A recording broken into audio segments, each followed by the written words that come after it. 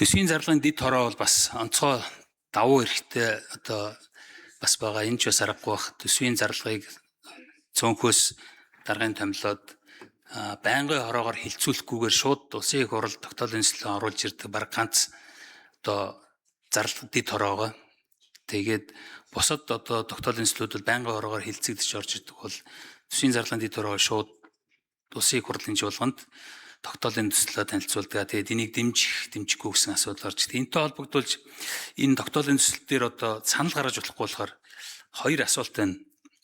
Нэгдүгээрт нь энэ Монгол банкны 3-1 дээр нь Монгол банкны жилийн төсвийн гүйцэтгэлийг улсын их хурлын холбогдох байнгын хорогоор хилцдэг байх асуудлаар 27 оны төсвийн төсөл хилцэх одоо төсөлтэй хамт улсын их хурл энэтэй холбогдсон хууль эрх зүйн орчныг сайжруулах талаар улсын их хуралд оруулж ирэхийг ерөнхий сайдд даалгаж байна. Тэгэхээр яг ерөнхийдөө бол Монгол банкыг бол бие даасан байх ёстой. Засгийн газраас ч одоо хараат бус байх ёстой. Засгийн газраас Монгол банкын чиглэл өгж болохгүй, нөлөөлж болохгүй, төсвийн шинжтэй төсөл хөтөлбөр арга хэмжээг санхүүжүүлж болохгүй, бие даасан байх ёстой гэсэн ийм залтууд байгаа. Нөгөө талаасаа бас улсын их хурлыг бас мөнгөний бодлогод оролцож болохгүй гэсэн ийм одоо төв банкны тухай хуулийн дээр заалтууд байгаа. Тэгэхээр энэ заалттай холбоотой бусад улсууд бас яг энэ Монгол төв банкныхаа энэ бие даасан байдлаа хадгалахын тулд энэ төсвийг нь хилцдэг асуудал баг байлаа. Бид нар бол одоо энэ төв банкны тухай хуулийнхаа 33 дээр нь болохоор санхүүгийн тайлан болон аудитын тэгээд дээр нь бас улсын их хурлаас томилдог хяналтын зөвлөлийнх нь энэ санал зөвлөмжийг нь бас улсын их хурл танилцуулахаар иймэрхүү зохицуулт байгаа. Тэгэхээр энэтэй холбогдуулаад Монгол банкнаас бас асууя. Энэ ийм зохицуулт одоо Монгол банкны төсвийг улсын их хурл дээр ингэж хилцэх ийм болцоо боломж байдгийм үү? Энэ одоо Монгол банкны бие даасан хараа тус байдалд нөлөөлөх үү? Энэ засгийн газар болон улсын их хуралтай харилцаануудыг тодорхой хуулиар хязгаарлалсан зохицуулт байгаа. Энэтэй зөрчилдөхгүй юу гэдэг нэг асуулт байна. Энийг Монгол банкнаас хариулж өгөөч. Хоёрдугаар асуулт нь болохоор ер нь бол төсвийн доктортой байдлын зөвлөл маань бас яг энэ төсвийн сахилгуудыг хангуулах маш чухал бүтц байгаа. Тэгээд энэ төсвийн доктортой байдлын зөвлөлийг одоо гарч байгаа саналуудыг бол өнгөрсөн хугацаанд бол жишээлбэл энэ төсвийн тайлан дээр харахад бол яг л хилцэн байгаа байхгүй. Орлогоо хэдэн өдрөөр төсөөлсөн байна, хөрөнгө оруулалтууд чинь гүйцэхгүй нь байна. Гэх мэтлэнгээр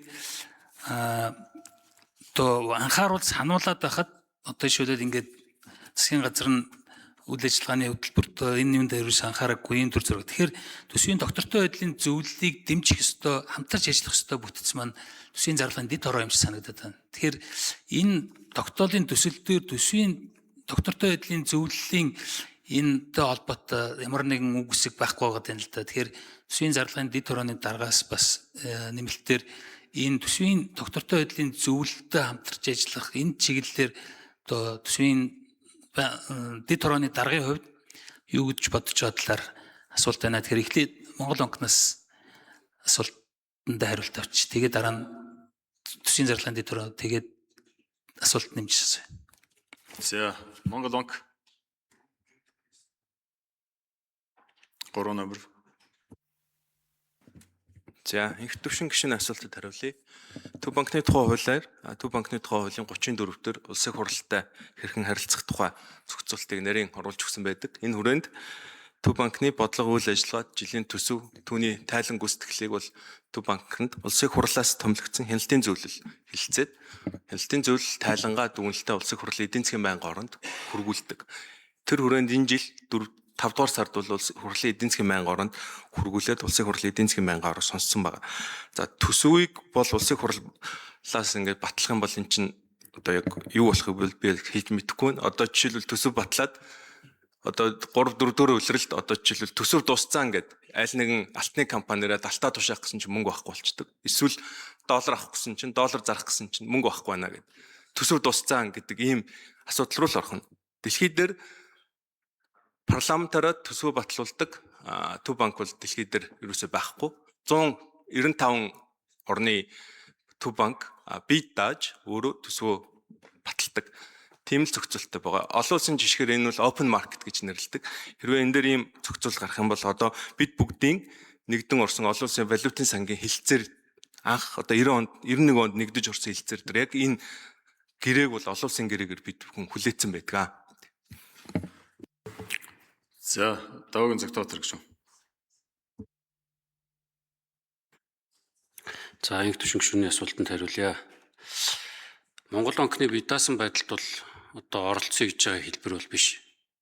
Монгол банк өөрөө интервенц хийхэд ийм хэмжээний одоо нөөц их усүр хэрэгтэй, алтны худалдаа авалтанд зориулаад ийм их усүр хэрэгтэй гэд бүх үйл ажиллагаагаа хангалттай хэмжээнд төлөвлөд ороод ирэхэд улсын хурл бол өөрсдөө батлаа явж байгаа юмыг улсын хурл заавал батлахгүй гэхгүй байх гэж харж байгаа. Одоо байгаа нөхцөл байдал чи яаж байгаа вэ гэхээр бид нэр одоо орон тоогоо багасгах гэдэг нэг одоо засгийн газарт хандсан нэг үг одоо энэ улсын хурал дээрээс нэг шийдвэр гаргахад тэр нь явсараад Монгол банкн дээр ч очиж нөлөөлөд. Тэгээ Монгол банкн дээр очиж нөлөөлөхөөр яадаг гэхээр бас л нэг баахан хүмүүс халдаг. Наран цогтарга очингуудаа нэг 15 тэрбумын жилүү хэмнэлт гаргачлаа гэж тайлбар өгöd. Тэнцээ бол яг үнэхээр инфляцтайгаа зөв ноцолдоод яг төгрөгийн анш чангараад явж байгаа бол Монгол банкны төсвийг бид нар заавал тань хасна гэдэг. Гүйцэж хариулъя. Танах хасах зорилгоор энэ ч бол орж ирээгүй. Төсвийг бид нар хангалттай баталж өгнө. Инфляци хангалттай намд ор байрч чаддаг бай. Төгрөгийн анш хангалттай хэмжээнд үн цэнтэй бай гэдэг энэ одоо хяналтыг Монгол банкн дээр хэрэгжүүлэх л гэдэг одоо агуулгаар нь орж иж байгаа. Тэгэхгүй энэ эдийн засгийн байнгын орон дээр орж ирэхээр үндсэн чиглэлээ батлуулах чинь гэдэг үйл ажиллагааныхаа төлөвлөгөөг батлуулаад ингэж ажиллаа шүү гэдэг юм оруулж ирэл ингээл болчиход байгаа. Энэн дээр илүү ажил хэрэгч байдлаар хандвал ийм зохицуулт орж ирж болж байна л гэж байгаа. Жишээлхэд одоо Монгол банкнд үнэхээр одоо мэрэгжлийн сайн боловсон хүчнийг аваад ажилуулъя гэхэд дундаж цалингийн хэмжээх нь хүртэл Монгол банкн дээр айгүй бага болсон. Энийг ч гэсэн бид нар одоо үнэхээр бодлогоор Монгол банкаа дэмжиж сайжруулж иж цаашаа явах ёстой л гэсэн ийм бодлого байна. Их түвшин гишүүн тодруулъя. За доктортой байдлын зүйлийн талаарх асуултыг нэмээд хариулж байна.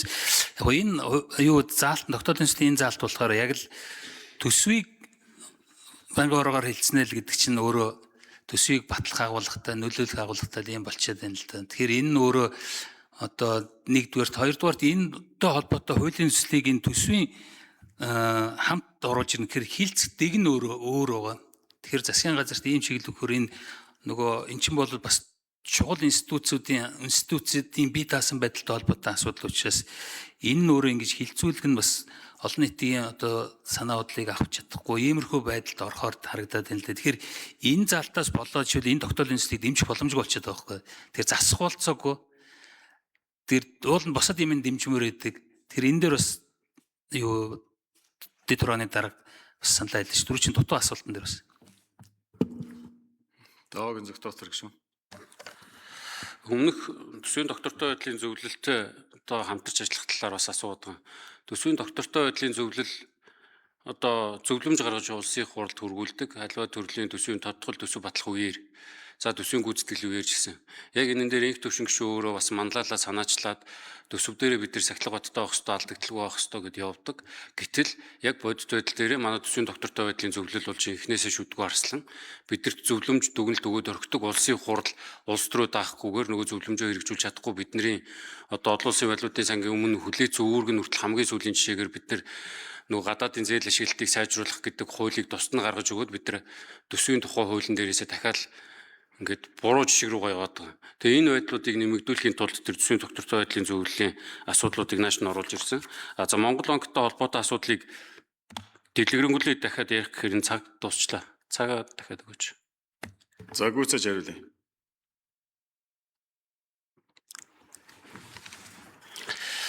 Яг ингэж хараандаа байлгаж төсвийг баталж өгөх гэдэг юм биш. Хууль зүйн яам жишээлхэд одоо шүүхийн сахилгын ороо, хууль шүүхийн байгууллага гэдэг 4-5 байгууллагын оруулж ирсэн саналыг хасахгүйгээр тэр чигт нь өргөн бариад явцдаг.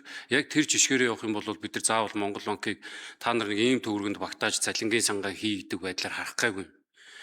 Одоо бид нар инфляци энэ доор төвшөнд удирдахын тулд бид нар ийм хэмжээний зардал гаргана, ийм хүн хүчээр